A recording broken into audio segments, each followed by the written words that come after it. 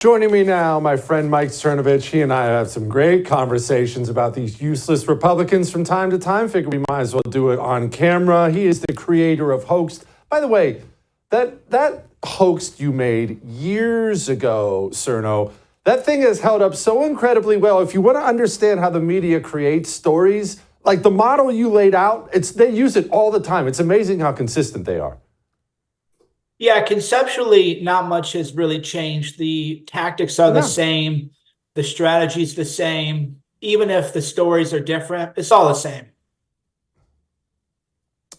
Republicans, they frustrate me actually more than the dirty commies do, Mike, because I want an opposing party, right? I want somebody who represents me and represents my values and fights for those things like they tell me they're going to, and they don't. I hire a fighter and he goes out there and lays down every fight.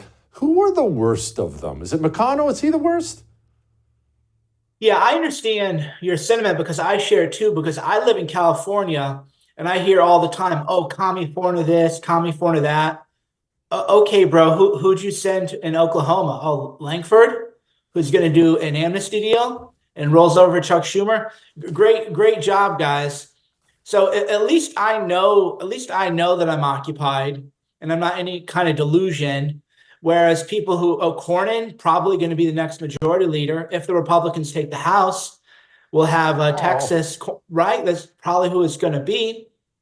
So people have the nerve to go on and on about California when they live in a red state, and that's the kind of people they're sending. Oh, Mitt Romney, great, congratulations, right? So that would be my challenge to them, and your challenge to your audience too, because hey, in California, we still elect Republicans. People don't even understand state politics in California, so I'm not going to go into all that. But we're doing the best we can. Right. We're doing the best we can. Devin Nunes was sent from California. Devin Nunes is the one who uncovered the plot against the president and unraveled a lot of the hoaxes created by the Democrats. Why wasn't that a deep red state Congress member or deep red state senator? That would be the question that I have for people who want to worry so much about California. Well, it is the question, Mike. In fact, it's kind of the theme of the special I'm doing right now. Why is it? Look, I'm in Texas. You brought him up. You know I hate him anyway. Everyone knows I hate him. He definitely knows I hate him. John Cornyn. This is Texas. God, guns, and America. This is Texas. And one of our two senators is the most milquetoast, pathetic loser. You would think he'd be a Republican representative. One of these guys who ran the inside straight in Massachusetts and managed to squeeze in there. We are in Texas. We could get somebody to the right of me, but it's not unique to Texas, the Dakotas, Oklahoma, the southern states, South Carolina. Why is it like this? What's wrong with the GOP voters in these states? Well, Trump, he'll endorse all of these people, obviously. So there's a problem with the Trump endorsement.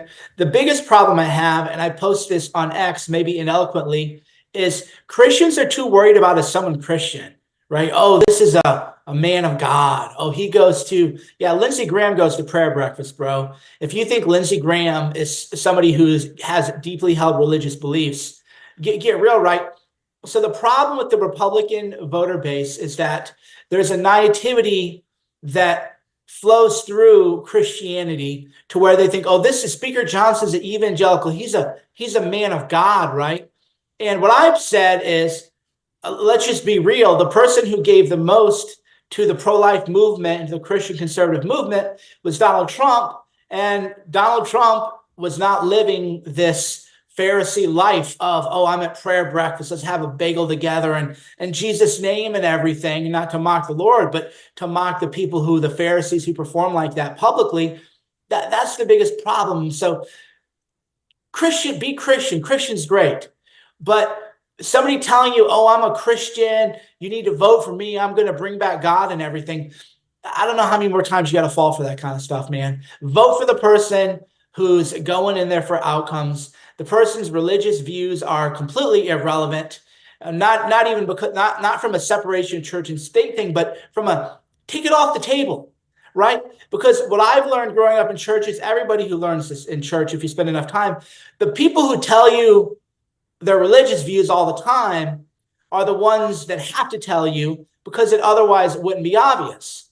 Oh, I didn't know that you're religious because you're a scumbag, you know? So of course they're going to try to front load and showcase those supposed beliefs. So we need people to become much less focused on whether somebody's a quote unquote man of God and more, what are you going to do? You got a job to do, right? Like if I hire somebody to fix my computer, it'd be nice if he's a religious person. It'd be nice if he has a family. It'd be nice if the money was staying within a pro-family community, but the job has to be done.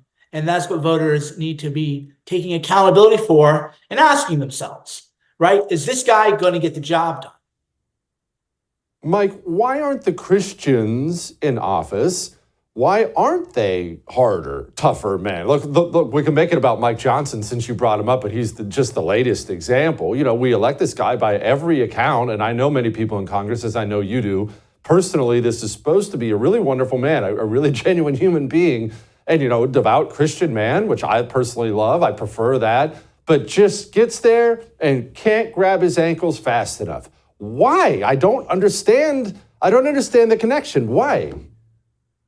Well, within especially Western Christianity, American Christianity, evangelical Christianity, there's been a invade the world, invite the world kind of paradox of it's very weird to think about, but the people who are most pro the Iraq war were evangelicals. And then the people who are for open borders, although it's become a left-wing thing now, we got to invite the world, welcome the stranger. There's that welcome that stranger line of thought within evangelicalism that can be hijacked, which is why, again, I don't want people who center their religion anywhere near political office. I want them to have religion. I want them to view themselves as being accountable to God, because when you view yourself as being accountable to the laws of the universe and laws of God, you're going to behave a little bit differently.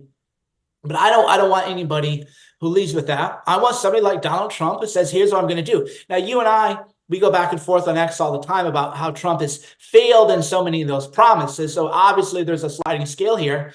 But if we had to compare Donald Trump to Speaker Johnson, surpassed him. There's no question Trump surpassed him. Trump, the secularist, who sort of had to, he allowed in the religious aspect. But I don't think anybody believes that Trump necessarily has the religious views that somebody like Speaker Johnson would have. What's the outcome? So the way we have to look at it, and the way I've looked at it for a while, is I don't want to hear your religion, man. I want you to, in terms of your job, right? I don't want to hear it. I want to look at you and what did you do? Well, Johnson got rolled over. So I don't care if he prays. I don't care. I care that he lied. I care that he's a liar, right? If we want to, because I don't want to call people, this guy's fake religion, this guy's faking whatever. I care that people don't have integrity, that people don't have a backbone, that people are betraying voters, that Speaker Johnson has acted as Chuck Schumer's bagman, right? As his butt boy. If we're being completely honest here, nothing on the border, because I look at objective reality. Nothing on the border. Ukraine money laundering bonanza keeps going.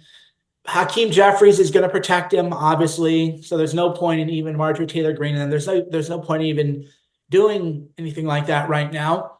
So then the question would be, what's your faith getting you, right? There's that line in No Country for Old Men, which is, if your rules about the world or beliefs about the world have led you to this moment, then what does that say about your rules, about your beliefs, about how you perceive the world? And that's what I'm trying to say, even though sometimes I come off as anti-Christian when I'm super pro-Christian, because a lot of people aren't smart enough to understand what people have to look at is, okay, you're voting for these so-called Christian men, and what are you getting? And then what'd you get from Donald Trump, who, if we're being honest, is a secularist? Let's just be honest. I know that he has the prayers and stuff too, because you have to do that politically. But I don't have to play these little games where I'm like, oh yeah, Donald Trump, obviously, I don't have to play these games, right?